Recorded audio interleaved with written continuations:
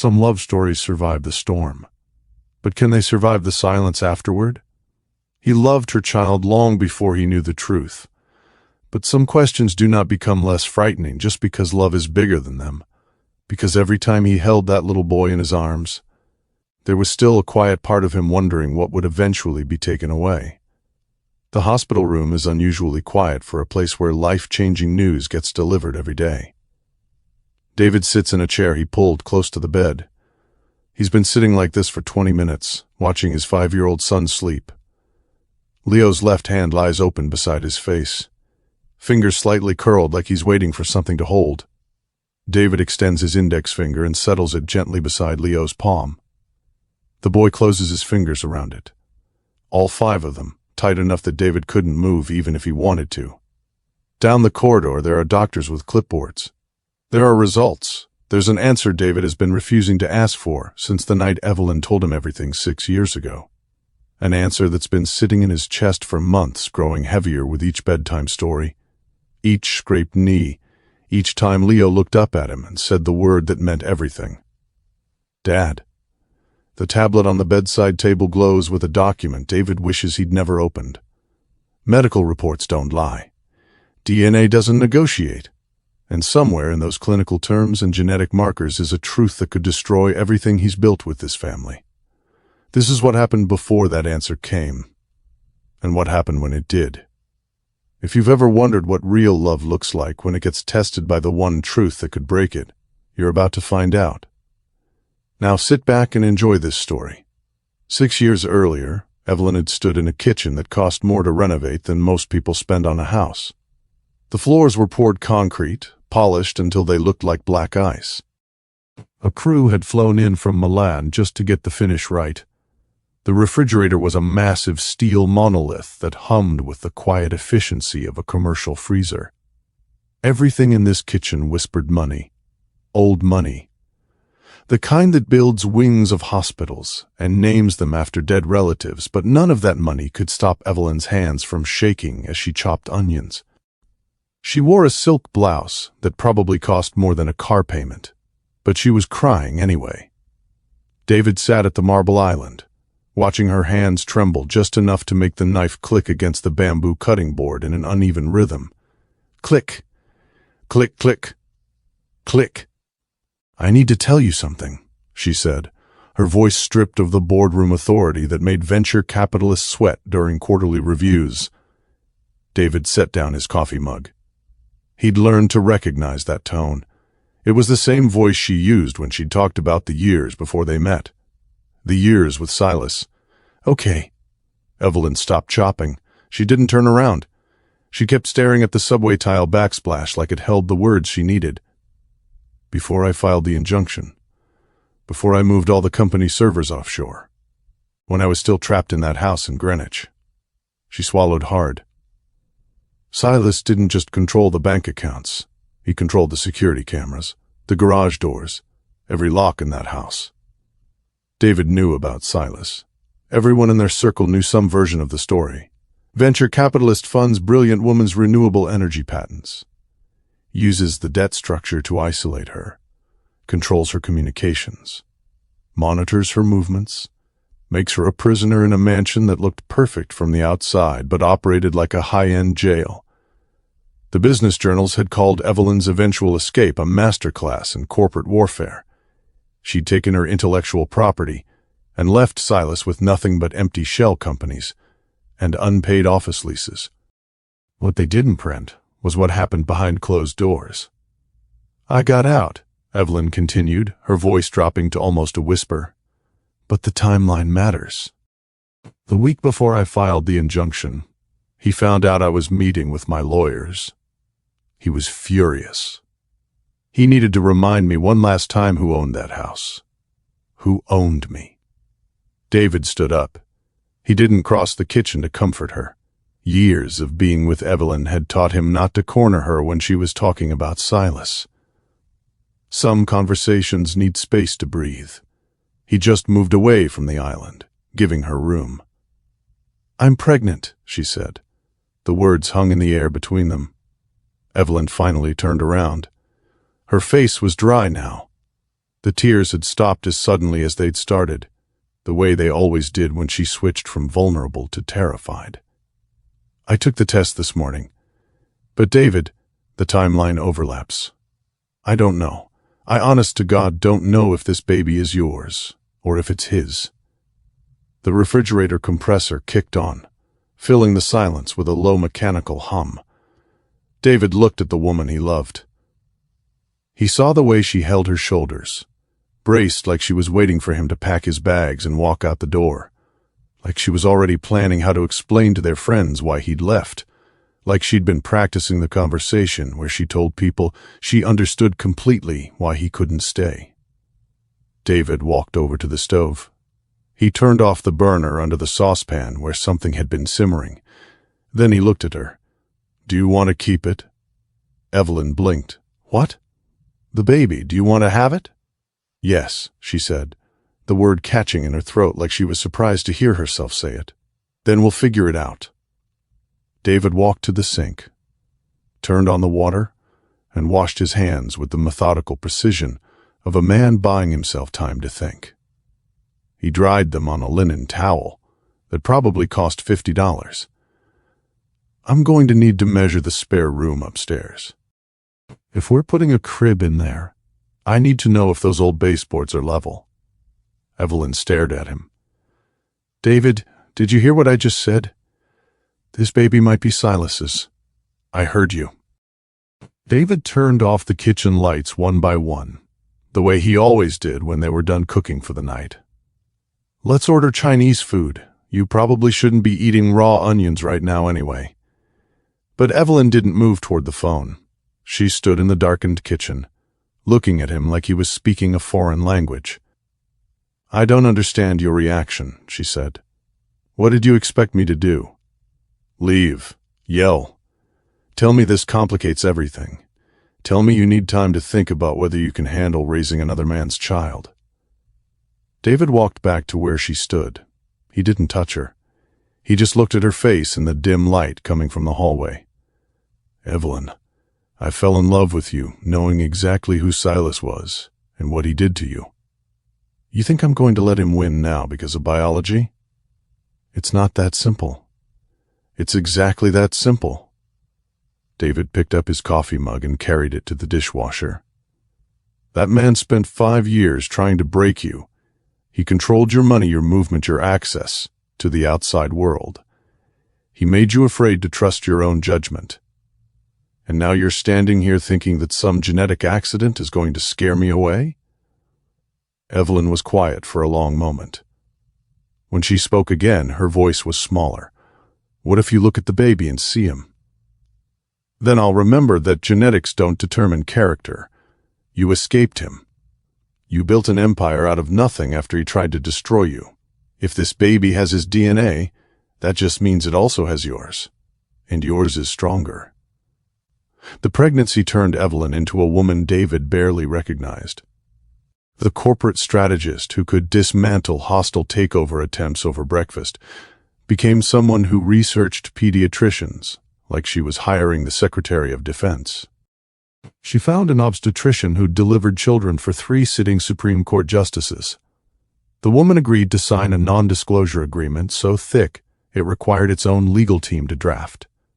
Evelyn had a medical-grade air purification system installed in what would become the nursery. She set up trust funds managed through blind limited liability companies structured in 3 different states. But late at night, when she thought David was asleep, he'd find her sitting up in bed with her laptop, reading parenting books like she was cramming for the most important exam of her life. "What are you looking for?" he asked one night, finding her scrolling through articles about infant cognitive development at 2 a.m. "I want to make sure I do everything right." "You will." "How do you know?" "Because you care this much at 2 a.m. when you think nobody's watching."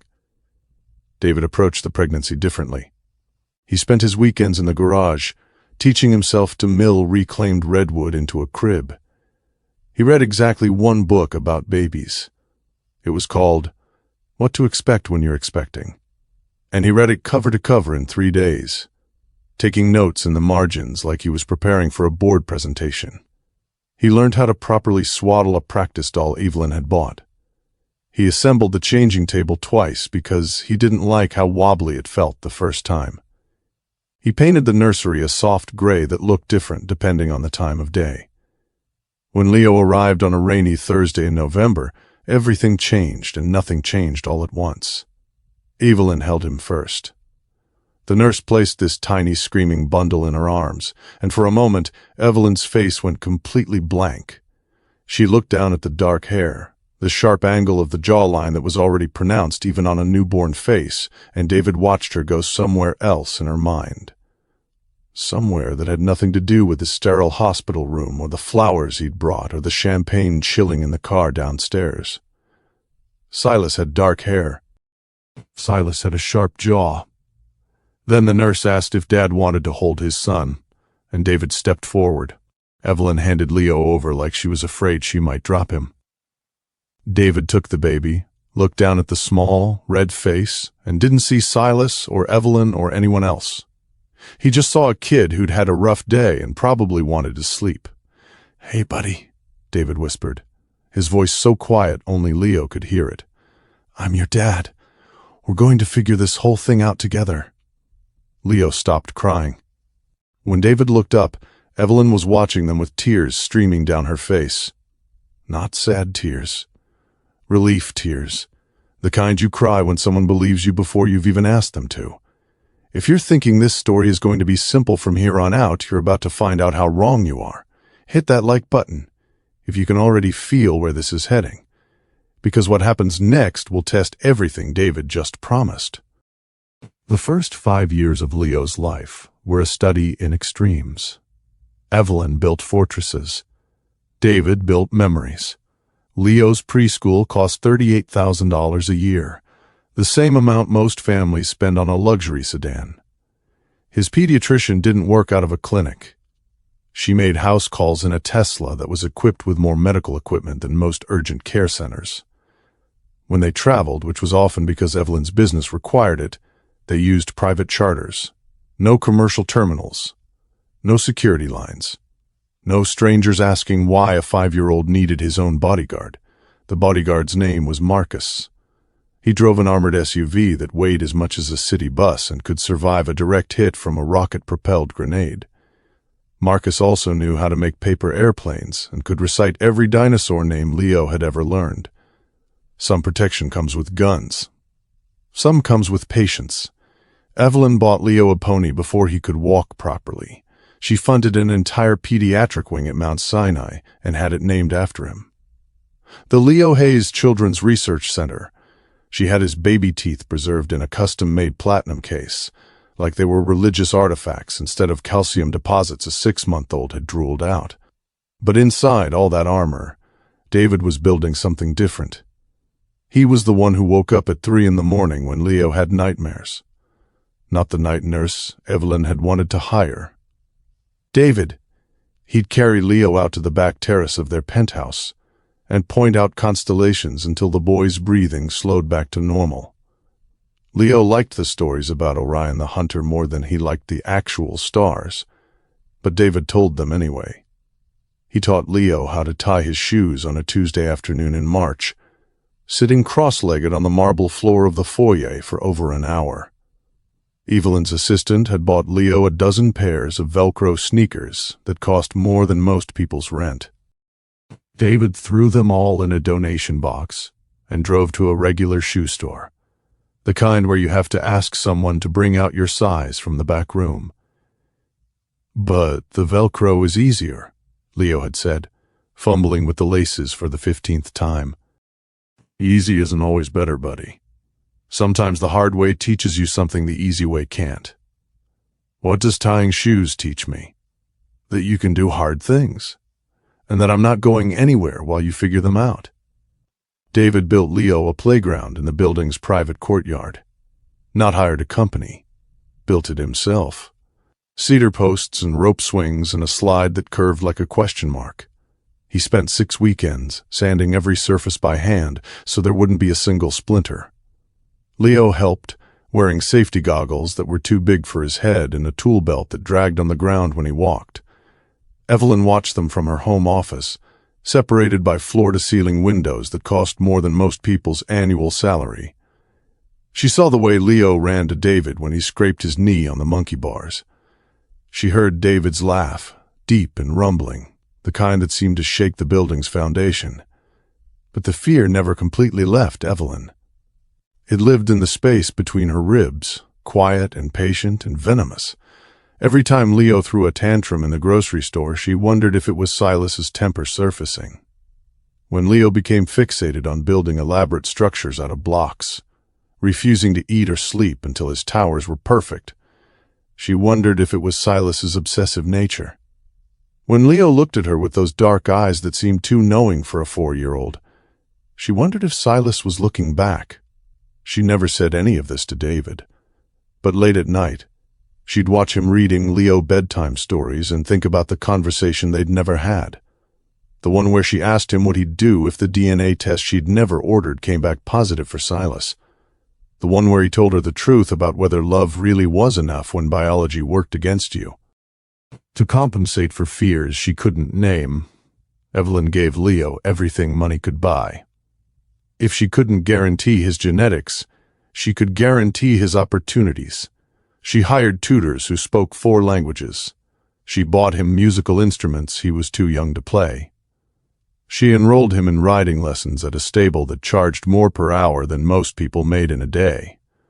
David went to every lesson not because Leo needed supervision, but because Leo kept looking toward the parking area to make sure he was still there.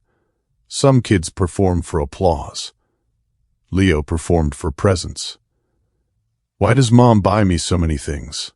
Leo asked one evening as David tucked him into a bed that had been handcrafted by furniture makers who usually worked for European royalty.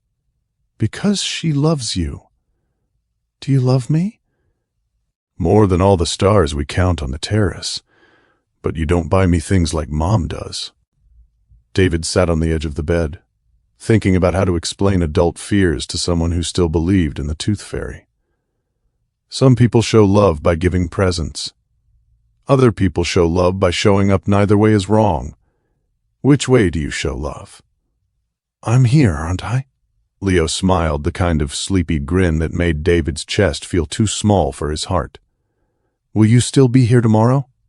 "I'll be here tomorrow, and the day after that, and the day after that." "What about when I'm old like you?"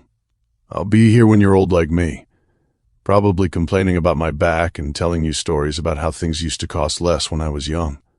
"Promise?" "Promise." But promises, David was about to learn, don't always account for the things you can't control. Leo was 5 years old when the past decided to collect its debt. It came disguised as a Tuesday morning that started like every other Tuesday morning. Evelyn was in Tokyo, closing a merger that would double her company's market valuation. David was in the kitchen, packing Leo's lunch for kindergarten. Peanut butter sandwich cut into triangles, because Leo had decided rectangles were too boring. Apple slices with the skin removed, because Leo said it felt weird when he chewed it. A juice box that cost $4, because it was organic and locally sourced, and probably blessed by monks.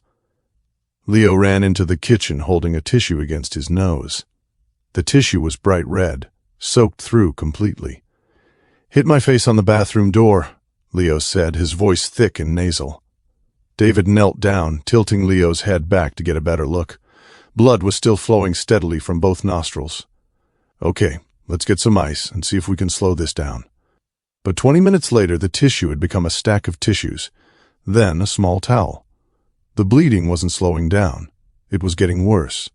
David called Dr. Morrison, Leo's pediatrician. She answered on the second ring because Evelyn paid her enough to answer on the second ring. "Bring him in now," she said after David described the situation. "Don't wait. I'll meet you at the clinic." David loaded Leo into the car, pressing a clean towel against the boy's nose. Leo was starting to look pale, but he wasn't crying. David had taught him early that some problems required calm thinking instead of panic. "Are we going to the doctor?" Leo asked. "Yeah, buddy, just to make sure everything's okay." "Is Mom going to meet us there?" David looked at Leo in the rearview mirror. Evelyn was 37,000 feet above the Pacific Ocean, probably reviewing contracts for a deal that would reshape the renewable energy sector for the next decade. Mom's working right now, but I'm here, and Dr. Morrison is going to take really good care of you. Will it hurt? I don't know, but if it does, we'll handle it together.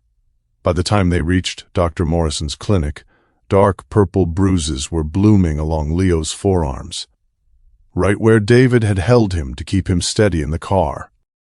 Bruises that shouldn't exist from such gentle pressure.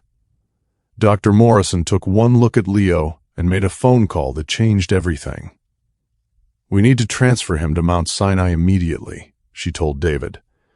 This isn't a simple nosebleed.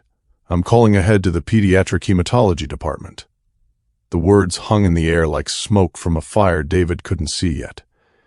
Hematology, David repeated. That's blood disorders. Yes. Is he going to be okay?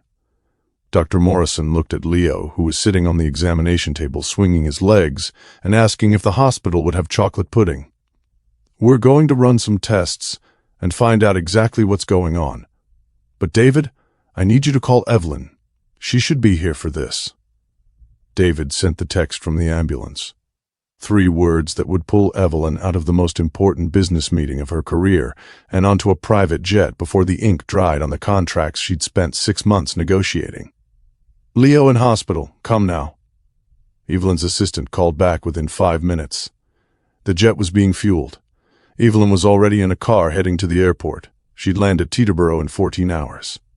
14 hours felt like 14 years when your son was being wheeled into a hospital room that specialized in blood diseases you couldn't pronounce. Evelyn's heels clicked against the hospital's polished floors like gunshots in a cathedral. She moved through the pediatric wing trailing her security team, still wearing the charcoal suit she'd put on for the Tokyo merger meeting 18 hours earlier. Her hair was perfect. Her makeup was flawless. She looked like a woman who could buy the entire hospital if she decided the service wasn't adequate. But David saw her hands. They were shaking just enough to make her wedding ring catch the fluorescent lights in an uneven pattern. She found David in the vinyl chair beside Leo's bed, holding the boy's hand while he slept. And 4 lines snaked from Leo's arm to a bag of clear fluid that dripped with mechanical precision. Monitoring equipment beeped softly in the background, tracking heartbeat and oxygen levels and other vital signs that had numbers David was learning to interpret. What do we know? Evelyn asked. Her voice carried the same authority she used in boardrooms, but David heard the tremor underneath it. Dr. Aris is coming in a few minutes, David said without looking up from Leo's face. They've been running tests since yesterday. Evelyn set her purse on the windowsill and looked around the room. It was the very important person pediatric suite, the kind that came with a coffee machine and a couch that converted to a bed and original artwork instead of mass-produced prints. Money couldn't cure whatever was wrong with Leo, but it could make the waiting more comfortable. Has he been awake? On and off. He asked for you twice. I told him you were flying home as fast as the plane could go. Evelyn walked to the other side of the bed and placed her hand on Leo's forehead. He felt warm but not feverish, just small, fragile in a way that made her chest feel hollow. The bruising, she said, noticing the purple marks along his arms. They appeared after we got here. Dr. Morrison said that's part of whatever this is. His blood isn't clotting the way it should. Dr. Aris arrived 20 minutes later, carrying a clipboard, and the kind of expression doctors wear when they have answers no one wants to hear. She was a woman in her 50s, with tired eyes who'd probably delivered bad news to more parents than she cared to count. Mr. Hayes, Miss Chen, she said, settling into the chair across from them. I have Leo's test results. Evelyn straightened in her chair, shifting into the posture she used when venture capitalists tried to lowball her on patent valuations. What are we dealing with? Leo has a rare autoimmune platelet disorder called chronic immune thrombocytopenic purpura. His immune system is attacking the cells responsible for blood clotting. It's why he had the nosebleed that wouldn't stop, and why bruises are appearing from minimal contact. David felt something cold settle in his stomach. Is it treatable? Absolutely. With the right immunoglobulin therapy, most children with this condition live completely normal lives. We caught it early, which gives us even better odds. Evelyn let out a breath she'd been holding since David's text message had pulled her out of the Tokyo conference room. Thank God. What do you need from us, whatever the cost, whatever specialists you need to bring in from anywhere in the world? We have an excellent treatment team right here, Dr. Aris said gently. But I do need to discuss the next steps with you. This, a genetic condition. It's autosomal recessive, which means Leo inherited the mutation from both parents. The room went quiet, except for the soft beeping of Leo's monitors. We need to map the exact genetic sequence to determine the most effective treatment protocol, Dr. Aris continued. It requires a full familial genomic panel. We'll need to take blood samples from both of you to compare the genetic markers and isolate the specific mutation. Evelyn nodded. Of course. Do whatever you need. David was already rolling up his sleeve. How long does it take to get results? Typically 72 hours for this level of analysis. We'll draw the samples now and rush them to our genetics lab. The nurse who came to draw their blood was efficient and gentle. She labeled David's sample paternal sample, Hayes David, and Evelyn's maternal sample, Chen Evelyn, and arranged them in a transport container that would keep them stable until they reached the lab. Evelyn watched the samples disappear down the corridor and felt a familiar fear crawl up her spine. The same fear she'd carried for 5 years, finally crystallizing into something real and measurable. Somewhere in those vials of blood was the answer to a question she'd been avoiding since the day Leo was born. Science doesn't lie. DNA doesn't care about love or good intentions or the promises people make in hospital rooms. 72 hours, she said, more to herself than to David. It'll go fast, David said. Leo's going to need us focused on getting him better, not worried about lab results. But that night, after David had fallen asleep in the chair beside Leo's bed, Evelyn stood by the window, looking out at the city lights, and tried to imagine the conversation they'd have in 3 days. The one where a lab technician she'd never met would hand them a folder containing the biological truth about their family. She'd built her empire on facts and data and market research that couldn't be argued with. She trusted numbers because numbers didn't have agendas or emotional investments or reasons to lie. But for the first time in her life, she found herself hoping the numbers would be wrong. Leo woke up the next morning asking for pancakes and wondering if the hospital had cable television. The treatment was already helping. His energy was returning, and the bruising had stopped spreading. David found a deck of cards in the gift shop and taught Leo how to play Go Fish, while Evelyn made phone calls to reschedule meetings and reassure business partners that she'd be out of the office indefinitely. "Dad?" Leo said, studying his cards with the intense concentration he brought to everything. "Yeah, buddy. When I get sick, you always know what to do. How do you know what to do?" David looked at his son across the hospital bed tray they were using as a card table. "I don't always know what to do, but I know I'm not going anywhere while we figure it out, even if I'm sick for a really long time." "Even then? What about work? Don't you have important meetings and stuff like Mom?" "Nothing's more important than this," David said, discarding a 7 of hearts. "Besides, my meetings can wait. Your health can't." Leo smiled and drew a card from the deck. "Got any 3s? Go Fish." On the second day, Dr. Aris updated them on Leo's progress. The treatment was working better than expected. His platelet count was stabilizing, and they'd probably be able to go home within the week. But she mentioned, almost casually, that the genetic analysis was taking longer than usual. "Sometimes these rare mutations require additional sequencing," she explained. "Nothing to worry about. We just want to make sure we have the complete picture before we design Leo's long-term treatment plan." Evelyn nodded and said all the right things about taking whatever time was necessary. But David noticed she didn't eat lunch that day, or dinner. She sat by Leo's bed reading emails on her phone and checking the time every few minutes like she was waiting for something that might never come. On the third day, Dr. Aris knocked on their door at 3:30 in the afternoon.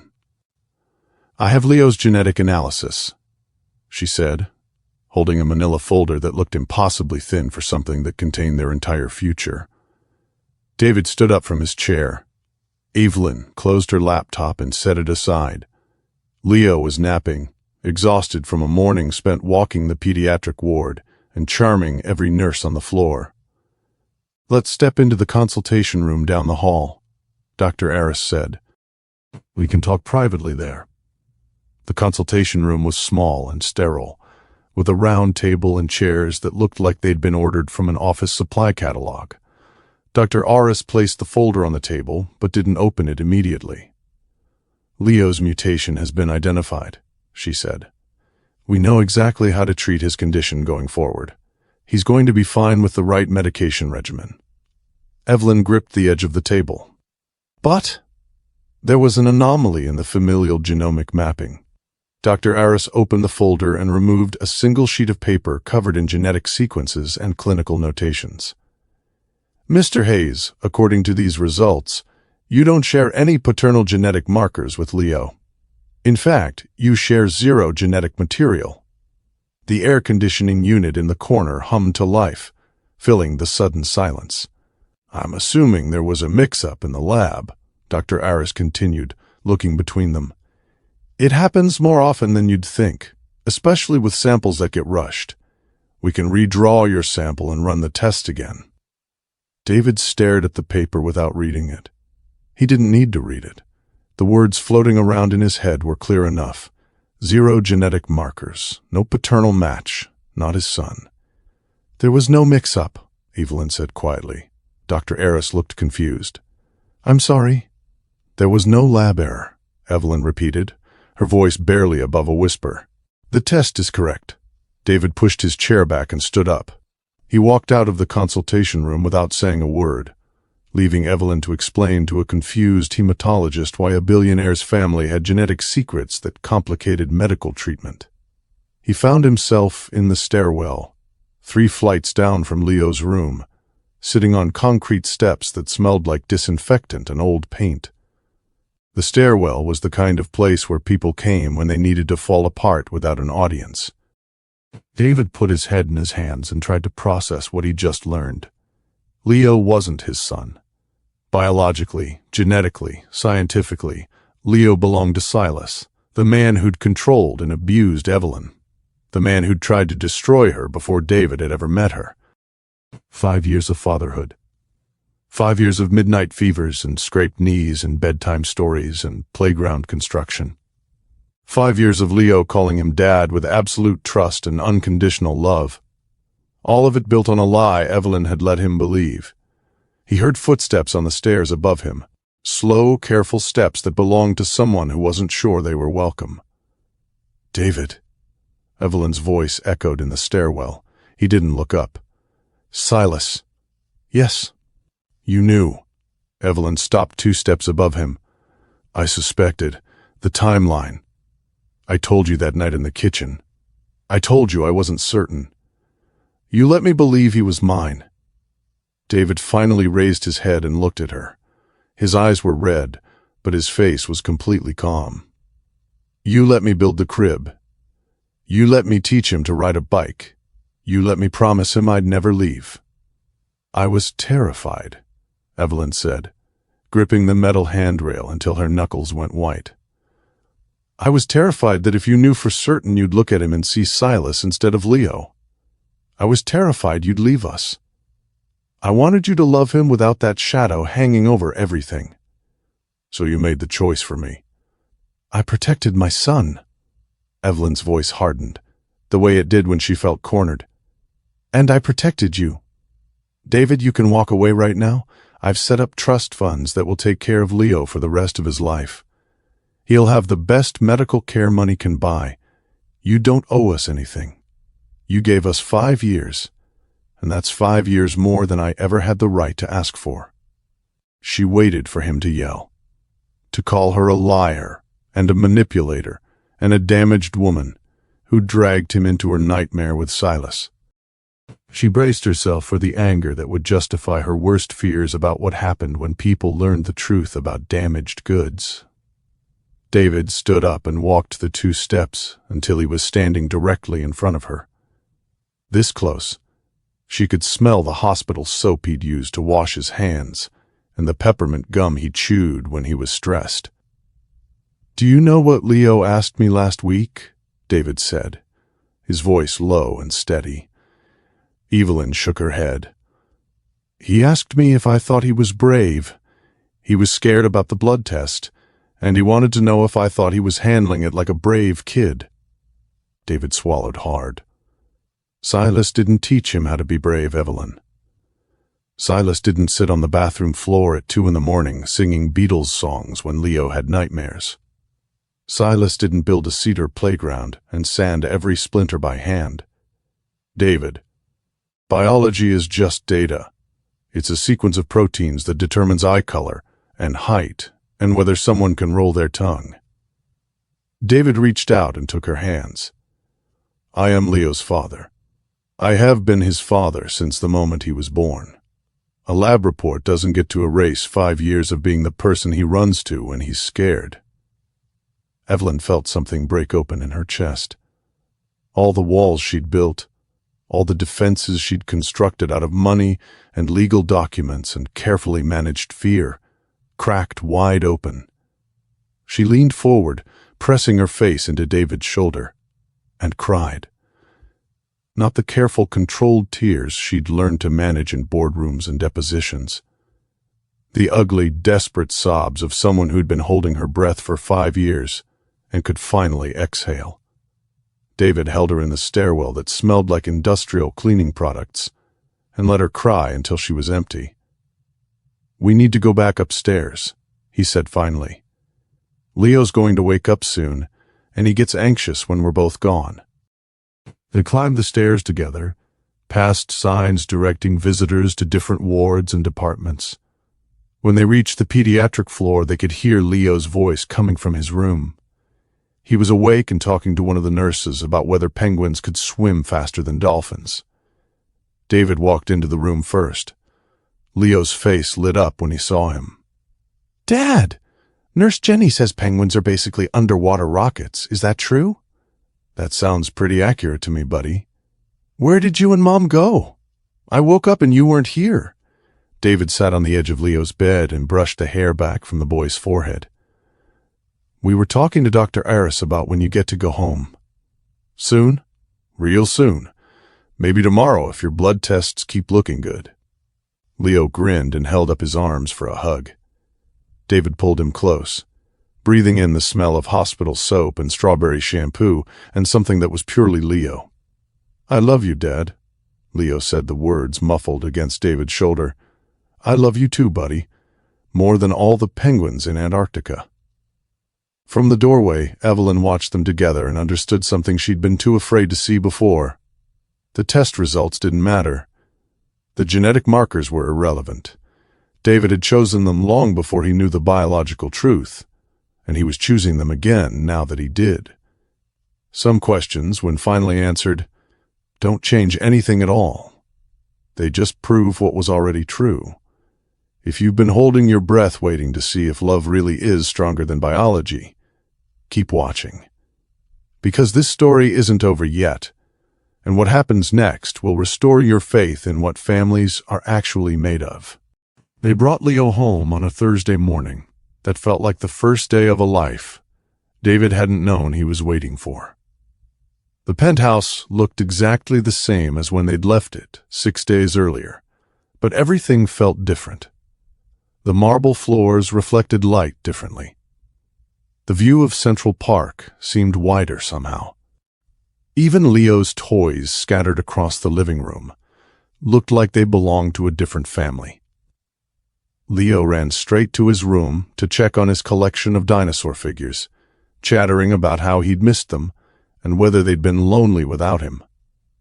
David stood in the hallway watching him, still processing the weight of what had happened in that hospital stairwell. The conversation that had changed nothing and everything all at once. Evelyn disappeared into her home office to deal with the backlog of emails and conference calls that had accumulated during their hospital stay. Through the glass walls, David could see her on the phone, gesticulating with the kind of controlled energy she brought to billion-dollar negotiations. Some people process trauma by falling apart. Evelyn processed it by working, but every few minutes she'd look up from her computer screen and check to make sure Leo was still visible in the living room. Still home, still safe, still theirs. That evening, after Leo had gone to bed clutching a new stuffed penguin David had bought in the hospital gift shop, David found Evelyn in the kitchen making tea she probably wouldn't drink.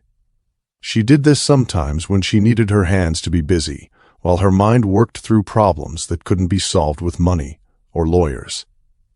"How was the call with the Tokyo investors?" David asked, settling onto one of the bar stools at the kitchen island. "They're nervous about the delays, but they'll wait.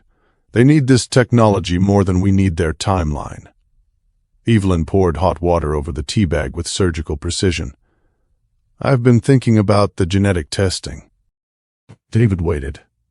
He'd learned over the years that when Evelyn started a conversation with, "I've been thinking," she usually had 3 backup plans and a legal strategy already mapped out. Dr. Harris said Leo's condition is manageable with medication, but there could be complications as he gets older. Immune disorders can evolve. We should probably have his genome fully sequenced and stored with a genetic counseling firm, just in case future treatments require more detailed information. That makes sense. I've been researching facilities. There's a company in Switzerland that specializes in pediatric genetic profiles. Complete confidentiality. They work with heads of state and royal families. David studied her face in the soft kitchen lighting. "Evelyn, what are you really asking me?" She set down the teapot and looked at him directly. "I'm asking if you want me to have Silas's genetic profile added to Leo's medical records. For completeness. In case there are paternal genetic factors that become relevant to his treatment." The question hung between them like smoke. David understood what she was offering: a choice, the option to make Leo's biological reality part of his official medical history, or to leave it buried in a hospital file that would probably never see daylight again. "What do you want to do?" David asked. "I want to pretend that test never happened. I want to go back to the way things were before we knew for certain." Evelyn's voice was quiet, careful. "But I also want to make sure Leo has every possible medical advantage if something happens to him later, and I can't have both." David walked around the island until he was standing beside her. He picked up the mug of tea she'd made and took a sip. It was Earl Grey, too strong, the way she always made it when she was stressed. "Here's what I think," he said. "I think Leo is going to have questions about his medical history someday. Maybe when he's planning his own family. Maybe if he develops other health issues that require genetic analysis. And when that day comes, I want him to have access to complete information. Even if that information includes Silas. Especially if it includes Silas." David set down the mug and took her hands. "Leo is going to be a stronger person because he survived what Silas tried to do to our family. He's going to be more compassionate because he's seen what real love looks like when it gets tested. And he's going to be a better father someday because he'll understand that biology is just the starting point, not the finish line." Evelyn was quiet for a long moment. "You're not worried about him knowing?" "I'm more worried about him not knowing and making decisions based on incomplete information. Secrets have a way of surfacing when you least expect them. I'd rather control how and when he learns the truth than have it surprise him in a doctor's office 30 years from now." 2 days later, Evelyn made the call to the genetic counseling firm in Switzerland. She arranged for Silas's medical records to be obtained through legal channels and cross-referenced with Leo's genome. The entire process would be handled with the kind of discretion that came with Swiss banking laws and non-disclosure agreements written in 3 languages. Life settled into a new rhythm after that. Leo went back to kindergarten with a medical alert bracelet and instructions for his teachers about what to watch for if he got injured on the playground. David went back to work, but restructured his schedule so he could pick Leo up from school every day. Evelyn continued running her renewable energy empire, but started working from home 2 days a week. They didn't talk about Silas. They didn't need to. The man who had tried to control Evelyn and break her spirit had unknowingly contributed to the creation of someone who would grow up surrounded by the kind of unconditional love Silas had never understood. There was poetry in that. Dark poetry, but poetry nonetheless. Leo thrived. His blood disorder remained stable with medication, and he approached it with the matter-of-fact resilience that children bring to things adults find terrifying. He learned to recognize the early signs of a bleeding episode and could explain his condition to curious classmates with scientific accuracy and zero self-pity. "My blood doesn't stick together the right way," he'd tell anyone who asked about his medical bracelet. "So I take special medicine to help it remember how to do its job." 6 months after the hospital stay, Leo came home from school with a project assignment that made Evelyn's hands start shaking for the first time since the stairwell conversation. "We have to make a family tree," Leo announced, dropping his backpack by the front door and pulling out a worksheet covered in blank branches. "We're supposed to fill in our parents and grandparents and great-grandparents and write one interesting fact about each person." David looked at the worksheet over Leo's shoulder. It was the kind of innocent school assignment that could detonate carefully managed family secrets like a hidden landmine. "That sounds like a fun project," David said, his voice steady. "What kind of interesting facts are you thinking about?" "Well, I know Mom built her company from nothing and now she's super rich. And I know you used to build bridges before you met us. And I know Grandma Hayes makes the best chocolate chip cookies in the universe." Leo sat at the kitchen table and started writing names in the family tree branches with careful 6-year-old penmanship. David Hayes, Evelyn Chen, Robert and Martha Hayes, James and Linda Chen. Evelyn watched from the doorway, calculating how many years they had before Leo started asking more detailed questions about genetics and family medical history. How long before a high school biology class on inherited traits made him wonder why he looked so different from the man he called Dad? "What should I write for your interesting fact?" Leo asked, looking up at David.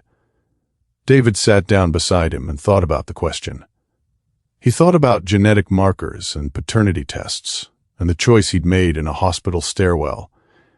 He thought about the playground he'd built, and the midnight songs, and the promise he'd made to always be there. "Write that I'm the luckiest dad in the world because I got to choose my family instead of just being born into it." Leo grinned and started writing, his tongue poking out slightly as he concentrated on spelling luckiest correctly. "What does that mean? That you chose us?" "It means I met you and Mom and decided you were the family I wanted to spend my whole life with. Some families happen by accident. Ours happened on purpose." "That's better than an accident family?" "It's not better or worse, it's just different. But I like knowing that every single day I wake up and choose to be your dad. It makes it feel more special to me." Leo finished writing and held up the family tree to show David. At the bottom of the page, in slightly crooked letters, he'd written, "My dad chose our family on purpose, which makes him the luckiest dad and me the luckiest kid." Evelyn walked into the kitchen and looked at Leo's homework over his shoulder. She saw her name written in careful block letters. She saw David's name right beside it. She saw the word family written with the kind of certainty that comes from never having to question whether you belong. "This looks perfect, sweetheart," she said, kissing the top of Leo's head. Your teacher is going to love learning about our family." That night, after Leo had gone to sleep, David found Evelyn in their bedroom folding laundry with the methodical precision she brought to everything that helped her think clearly. "He's going to ask more questions eventually," she said without looking up from the pile of Leo's school clothes. "I know. What are we going to tell him?" David took a shirt from the pile and helped her fold it. "The truth, that families are built on love and choice, and showing up every day, not on DNA tests. That he's ours because we claimed him, not because of biology. And when he asks about his biological father, we'll tell him that his biological father was someone who hurt people and made bad choices. But that those choices don't define Leo because Leo gets to make his own choices about what kind of person he wants to be." Evelyn set down the shirt she was folding and looked at him. "Do you think he'll understand?" "I think he'll understand that the man who taught him to tie his shoes and built his playground and sits in uncomfortable hospital chairs is his real father, regardless of genetics. And I think he'll understand that love is something you choose to give, not something you're genetically programmed to feel." What if he wants to know more about Silas?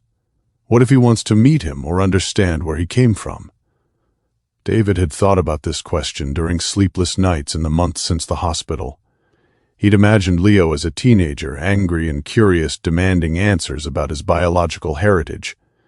He'd imagined worst-case scenarios where Leo chose Silas over the family that had raised him. "Then we'll help him find those answers," David said. "But we'll make sure he understands that knowing where you came from doesn't determine where you're going. And we'll make sure he knows that no matter what he learns or who he meets, he's always going to be our son." Evelyn smiled, the kind of real smile that reached her eyes and made her look younger. "When did you get so wise about parenting?" "When I realized that raising Leo wasn't about protecting him from difficult truths.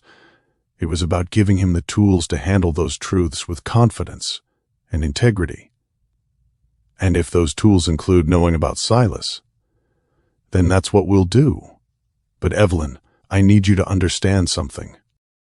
David set down the shirt he was folding and looked at her directly. "Leo is going to be stronger because of what we went through, not damaged by it. He's going to understand love differently because he's seen what it looks like when someone chooses to stay instead of walking away." 6 months later, Leo brought home another school assignment. This one was for a Father's Day presentation, where each student would talk about their dad's job and why they were proud of him.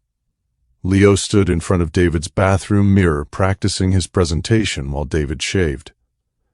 "My dad used to build bridges that helped people get from one place to another," Leo recited, reading from index cards he'd prepared. "But now his most important job is being my dad, which means he helps me get from being scared to being brave, and from not knowing something to understanding it, and from feeling sad to feeling better." David looked at Leo in the mirror, this 6-year-old boy who'd inherited his mother's intelligence and determination, and something else entirely from the universe. Something that had nothing to do with genetics, and everything to do with being loved unconditionally from the moment he'd drawn his first breath. "That sounds perfect, buddy. Do you think the other kids will understand?" "I think they'll understand that some jobs are more important than others, and that being someone's dad is probably the most important job anyone can have." Leo nodded seriously the way he did when he was processing information that felt significant. "Can I ask you something, Dad?" "Always." "Why do some kids look exactly like their dads, but I don't look like you?" David set down his razor and knelt so he was eye level with Leo. The question he'd been preparing for had finally arrived, delivered with the straightforward curiosity of someone too young to understand why adults made things complicated. "People inherit different things from their families," David said carefully. "Some people inherit eye color, or height, or the shape of their nose. But the most important things can't be inherited. They have to be learned." "Like what?" "Like how to be kind to people who are different from you. Like how to keep promises even when it's hard. Like how to love someone so much that you'd do anything to protect them." David brushed Leo's hair back from his forehead. Those are the things that make someone a good person, and those are the things I hope you learn from me and Mom. Leo considered this with the serious expression he brought to complicated concepts. So I might not have your nose, but I could have your kindness? Exactly. And honestly, I think that's way more important than having the same nose. Leo grinned. Me too. Your nose is kind of big anyway. David laughed. The deep rumbling sound that Leo loved. The sound that had been filling their home for 6 years, regardless of genetic markers or paternity tests or the complicated history that had brought them together. Fair point, buddy. Fair point. That afternoon, Leo gave his Father's Day presentation to a classroom full of kindergartners, and their parents. He talked about bridges and bravery, and the difference between jobs that pay money and jobs that pay in love. When he finished, he looked directly at David in the back of the room and said, "My dad chose to be my family, which makes me the luckiest kid in my whole class." The other parents applauded. Some of them looked confused by the phrasing, but David understood exactly what Leo meant. In a room full of children talking about biological inheritance and family resemblance, Leo had chosen to talk about choice and love and the deliberate construction of family bonds. After the presentation, Leo ran to David and hugged him with the unself-conscious enthusiasm that 6-year-olds brought to everything they felt deeply. "Did I do good, Dad? You did perfect? Are you proud of me?"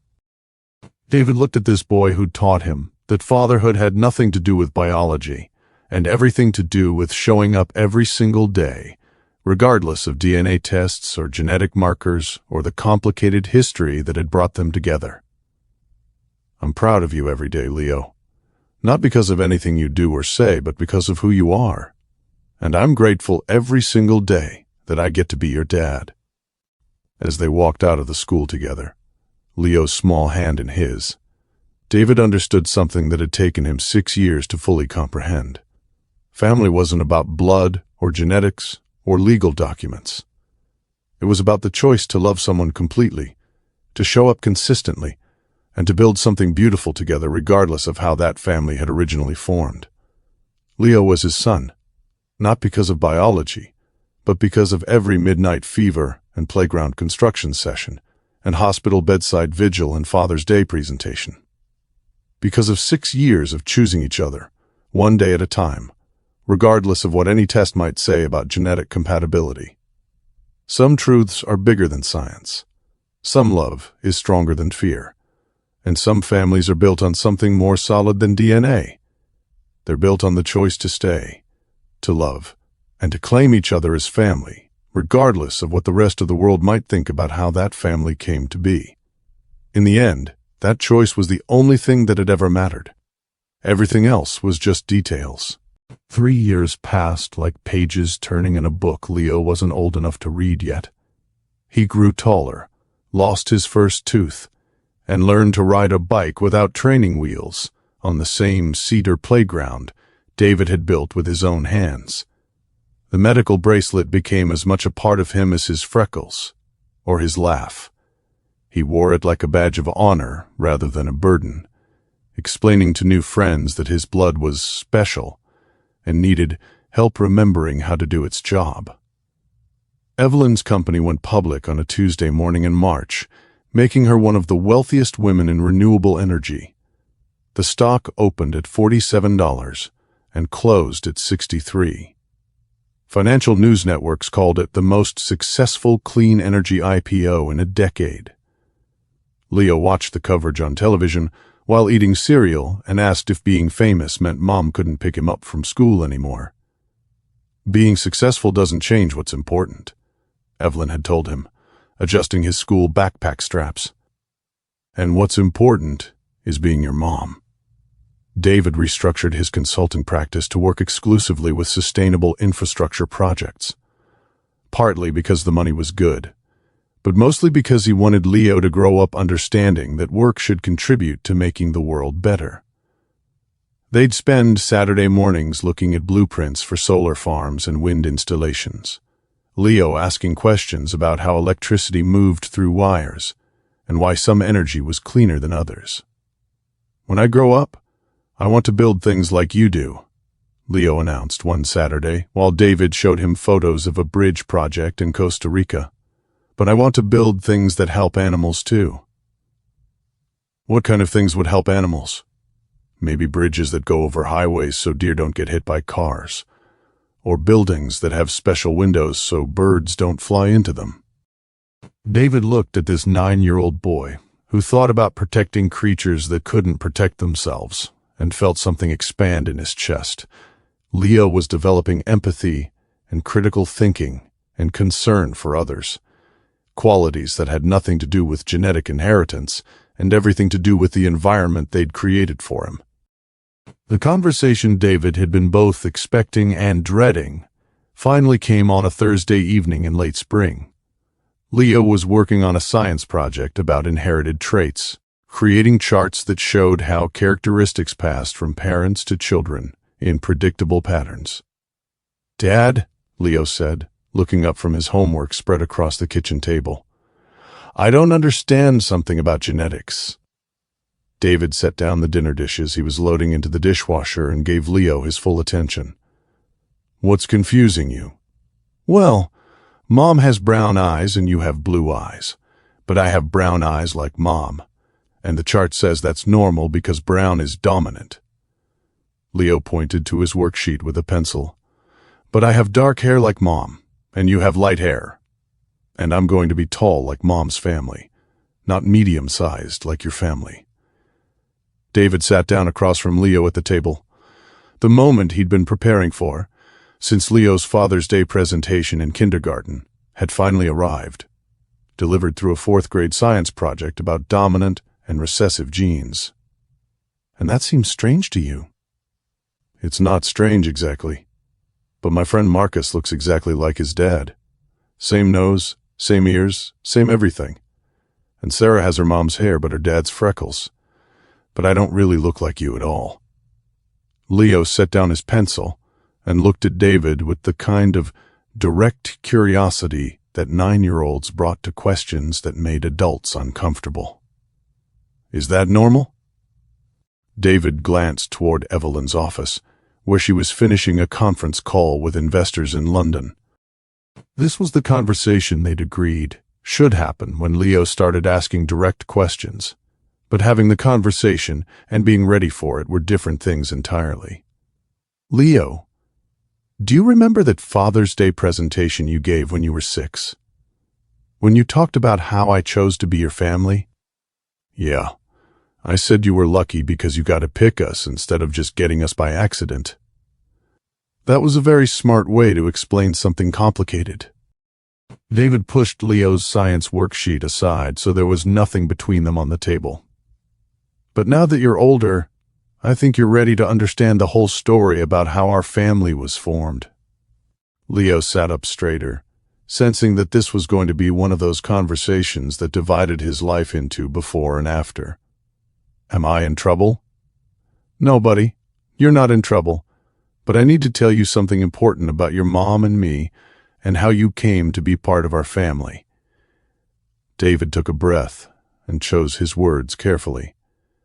Some truths required precision, especially when you were explaining them to someone whose entire sense of identity was about to shift. "Before your mom met me, she was married to someone else, a man named Silas who wasn't kind to her. He controlled her money and her business and made her feel like she couldn't leave him." Leo frowned. "That doesn't sound like a good husband." "It wasn't. But your mom is very smart and very strong, and she figured out how to escape from him and start a new life. That's when she met me." "And then you fell in love and got married?" "We fell in love, but we didn't get married right away. And during that time, your mom discovered she was pregnant with you." David watched Leo's face carefully, gauging how much information he could handle at once. "The timing was complicated because you were conceived right before she left Silas." Leo was quiet for a moment, processing this information with the methodical approach he brought to math problems and science projects. "So you're not my biological father. It wasn't a question. Leo had connected the dots with the clinical efficiency he'd inherited from Evelyn and the practical problem-solving he'd learned from David. No, I'm not your biological father. Silas is. Biologically, yes. Leo looked down at his science worksheet, at the charts showing how traits passed from parent to child through predictable genetic mechanisms. That's why I don't look like you. That's why. But you're still my dad. David felt something tight in his chest finally release. I'm absolutely your dad. I've been your dad since the day you were born, and I'll be your dad for the rest of my life. Biology doesn't determine who your real parents are, Leo. Choice does. Love does. Showing up every day does. Leo nodded slowly, the way he did when he was working through complex information. What happened to Silas? He's still alive, but he's not part of our lives. After your mom left him, she made sure he couldn't contact us or bother our family. Does he know about me? David had wondered about this question for years, whether Silas had done the math, whether he'd figured out that the child Evelyn carried when she left him had become the son she was raising with another man. We don't know, and we don't want to find out. Some people are better left in the past, especially people who hurt the people we love. Leo was quiet for several minutes, absently drawing circles in the margin of his science worksheet while his brain processed this fundamental revision to his understanding of his own identity. Am I going to become like him? Leo asked finally. Since he's my biological father, am I going to turn into someone who hurts people? David leaned across the table and took Leo's hands, stilling the pencil that had been tracing nervous patterns on the paper. Leo, listen to me very carefully. Your biology doesn't determine your character, the way you treat people, the choices you make, the person you decide to become. None of that is controlled by genetics. That's all controlled by you. But what if I inherit his bad traits? You've been living with me and your mom for 9 years. In all that time, have you shown any signs of wanting to hurt people or control them? Leo shook his head. Have you shown kindness to people who are different from you? Yes. Have you kept promises even when it was hard? I think so. Have you protected people who needed protecting? Leo smiled slightly, thinking about the time he'd stood up to a 5th grader who was bullying a kindergartner on the playground. Yeah. Then you're already becoming the person you choose to be, not the person your genetics might want you to become. And Leo, the person you're choosing to be is someone I'm incredibly proud to call my son.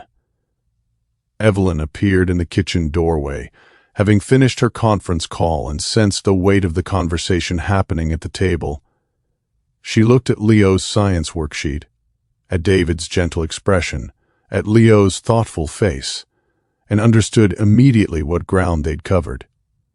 How are we doing in here? She asked, settling into the chair beside Leo. Dad told me about Silas's. Leo said matter-of-factly. And about how you escaped from him and how I'm biologically his son, but actually Dad's son because of choice and love and showing up every day. Evelyn looked at David over Leo's head, a silent communication passing between them. Gratitude for handling the conversation with exactly the right balance of honesty and reassurance. What questions do you have? Evelyn asked Leo. Was Silas the reason you used to get scared sometimes when I was little? Evelyn was surprised by the question. She hadn't realized Leo had been old enough to notice her anxiety during his early years. Yes, I was worried that if people found out about the biological connection, they might try to take you away from us, or that you might look at yourself differently if you knew. But Dad says biology doesn't determine character. Dad is absolutely right. And you both chose to be my parents every day? Every single day, Evelyn said. Even on days when you left Legos all over the floor and forgot to brush your teeth. Leo grinned. Even when I painted that mural on my bedroom wall without asking. Especially then, David said, though we did make you help repaint it. Can I ask you something else? Leo looked between them with the serious expression that meant he was about to ask something he'd been thinking about for a while. Always. If Silas contacted us and wanted to meet me, what would happen? David and Evelyn exchanged glances. This was the question that had kept Evelyn awake during the early years. The scenario she'd spent thousands of dollars in legal fees making sure could never happen. "That's not going to happen," Evelyn said firmly. "I made sure of that when I left him. But hypothetically, if it ever did, nothing would change about our family. You'd still be our son. We'd still be your parents. And any decision about contact would be something we'd make together as a family. But I wouldn't have to meet him if I didn't want to. You would never have to do anything that made you uncomfortable or scared," David said. "Our job as your parents is to protect you and support you, not to force you into situations you're not ready for." Leo nodded, satisfied with this answer. He picked up his pencil and returned to his science worksheet, filling in the genetic charts with new understanding about how traits passed from generation to generation, and how some traits mattered more than others. "Can I finish my homework now?" he asked. "I want to add something to the section about non-inherited characteristics." "What are you going to add?" Evelyn asked. "That the most important things about families can't be inherited, like love and trust and choosing to take care of each other. I think Mrs. Peterson should know that some things are more important than eye color and hair texture." David watched Leo return to his science project, writing carefully about dominant and recessive genes while incorporating a deeper understanding of what actually made families work. This 9-year-old boy who'd just learned that his entire biological understanding of himself was different from what he'd believed, and who'd processed that information with remarkable maturity and insight. Later that night, after Leo had gone to bed, David found Evelyn on the terrace overlooking Central Park. She was holding a cup of tea that had long since gone cold, staring out at the city lights. "How do you think he handled it?" she asked without turning around. "Better than I hoped. Better than I would have at 9 years old. I keep waiting for the other shoe to drop, for him to have questions we can't answer, or to decide he wants to know more about Silas." David joined her at the railing, close enough to feel the warmth from her body in the cool evening air. "And if he does, then we'll handle it. Together. The way we've handled everything else. Do you regret not telling him sooner?" Evelyn considered this question seriously. "No. I think 9 was exactly the right age. Old enough to understand the concepts, young enough to accept that families are built on choice rather than biology. If we'd told him earlier, he might have worried about things he was too young to process. If we'd waited longer, he might have felt like we'd been lying to him. And now? Now he knows the truth, and it hasn't changed anything fundamental about who we are as a family. If anything, I think it made us stronger." David looked out at the park where Leo would play tomorrow, at the playground where he'd learned to climb and swing and take calculated risks under David's watchful supervision. 9 years of fatherhood had taught him that love was a verb, not a feeling. Something you did consistently rather than something you felt occasionally. "I have something to tell you," David said. Evelyn turned to look at him, a flicker of concern crossing her face. "When Leo asked if biology determined character, I realized something. I'm not worried about him inheriting Silas's traits anymore. I haven't been worried about it for years." "Why not?" "Because I've watched him make choices every day for 9 years, and every choice has been kind and thoughtful and generous. He's already shown us who he is, and who he is has nothing to do with Silas." Evelyn smiled, the kind of smile that made her look like the woman David had fallen in love with in a kitchen, where she'd been brave enough to tell him the truth about her complicated past. "He's going to be an amazing man someday. He already is an amazing kid. The man part is just going to be an extension of what's already there." They stood together on the terrace, watching the lights of a city full of families built in countless different ways. Biological families and adopted families and chosen families and blended families, all of them finding ways to love each other despite complicated histories and imperfect beginnings. Inside, Leo slept peacefully in a bed surrounded by books about engineering and wildlife conservation, dreaming about building bridges for deer and designing bird-safe windows for skyscrapers. Dreams that had nothing to do with the man who'd contributed half his DNA and everything to do with the parents who'd taught him to think about protecting others. Some conversations change everything. Others change nothing at all except the level of honesty between people who love each other. Leo's questions about genetics had fallen into the second category. The truth hadn't altered their family dynamics or shifted the foundation of love and choice they'd built together. If anything, it had made their bond stronger, because now Leo understood that David chose to be his father every single day, not because he had to, but because he wanted to. And that choice, made daily for 9 years and counting, was worth more than any genetic connection could ever be. In the morning, Leo would wake up and eat breakfast and go to school and turn in his science project about inherited traits and non-inherited characteristics. He'd play on the playground David had built and come home to the family that had chosen him deliberately and completely. And if anyone asked him about his family tree or his genetic inheritance or why he didn't look like his dad, he'd have an answer that was both scientifically accurate and emotionally true.